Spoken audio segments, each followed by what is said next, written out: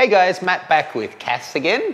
Today I want to talk to you about the advantages of strobes versus studio lights. I'm a big fan of strobes. Obviously they have a portability value to them, but today I want to talk you through two other items, which is the relative power of these two guys and their recycle times. So I've got three YONG Nuos set up, which we'll compare. And then we've got the ELINCHROM D-LITE 4, a 400 watt second strobe unit, and we'll compare that one as well.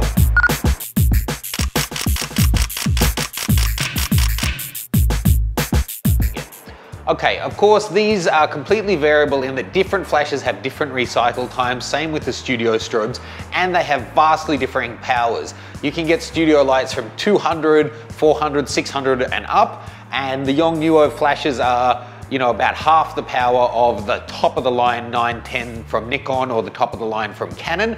So, this is just a general comparison. But I'm gonna set up using the ELINCHROM and see what kind of camera settings I need to get a good exposure using the 400 watt second unit there at full power. And then we'll see how many flashes we need to be able to recreate that result. To make sure it's comparable, I will soften both of them with just a single layer of translucent material, the flashes with an umbrella and the D-LITE using the porta light that comes with the D-LITE system.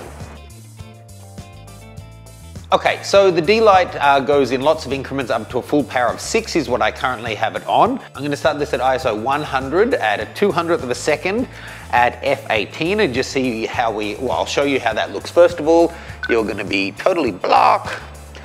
Total darkness, then popping on the Skyport, is it Skyport? I always call it the wrong thing, yep, which I just dropped and broke the case, but it's still working. Taking a look now, just turn towards this one in any direction, there you go. Yeah, hand to hip, nice. Okay, that's pretty close, probably a little overexposed. Let's go up to f/22. That's pretty good. And just turn your chin straight towards there and just eyes back to me. There you go. Lovely. Okay, so as everyone knows, I like my images a little bit dark, but looking at the histogram, that looks about right for me. So let's see how many flashes we need to pop in for that one to be ready. So I have put the flashes in exactly the same distance to the model, Cass, and she hasn't moved as well. Let's pop an umbrella. Similar amount of transparency. They both steal about a stop of light from the flashes. And I'm starting off with two of these flashes on full power, 100% power. One's pocket wizarded, the other one's using optical slave. So just testing those. Both going off well. So we just need to make sure we match the settings. So at f/22, let's just see how that's looking. Significantly darker, so we're going to need to go past two flashes. Let's turn the third on. The third one's on half power, so we're at 2.5 full flashes. That's still not as bright. Let's put it up to full power.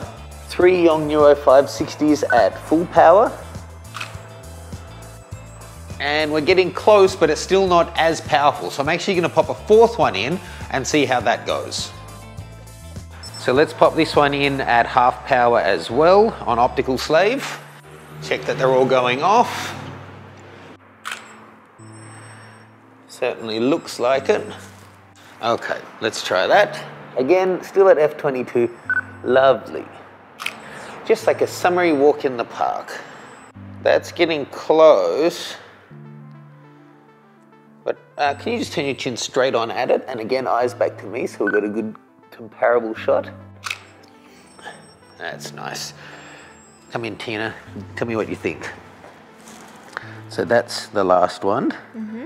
Looking at the amount of light on her face. Memorize. Snapshot. Snap, snap. You too. Actually, we should do it 3 ways. Okay, so that's with 4 flashes or 3.5. That's it on the studio. I think it's pretty close. Close enough?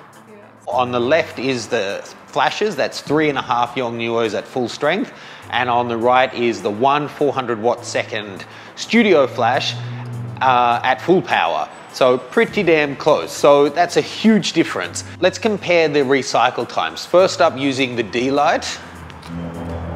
Listen for the beep. A big point on flash recycle time obviously is the type of batteries you use. I'm using Maha PowerX. Incredibly high power, quick discharge and quick recycle time. Taking a look at these all on full power, let's see the recycle time. Yeah, without even putting them side by side, that's obviously longer than the D-LITE. But for a full discharge, that's not too bad for a flash. If you want portability, obviously Speedlights are the way to go. Downsides for those are you need batteries and they break, but you can get them really cheap like these YONG Nuos. The D-LITE, for a studio setup, if you're just getting started or if you don't do it that often, I recommend them. You know, I got the full set, 2 lights, stands, bag, modifiers for under $1,000. For studio terms, that's quite good, and you can see that just gives you a huge amount of power. Recycle time is also better, but you need mains power for it is the downside. And the D-LITEs, whilst they're good, they're not as high quality build as the other ELINCHROM lights. They won't take the really huge modifiers, or they don't recommend you use them. So leave me any questions or comments. Let us know what sort of gear you are using, especially in the studio. Jump over to the website, sign up to the forum and the mailing list, and subscribe and do all that good stuff, and check out Cass's profile on Model Mayhem, links in the caption below. We'll see you soon.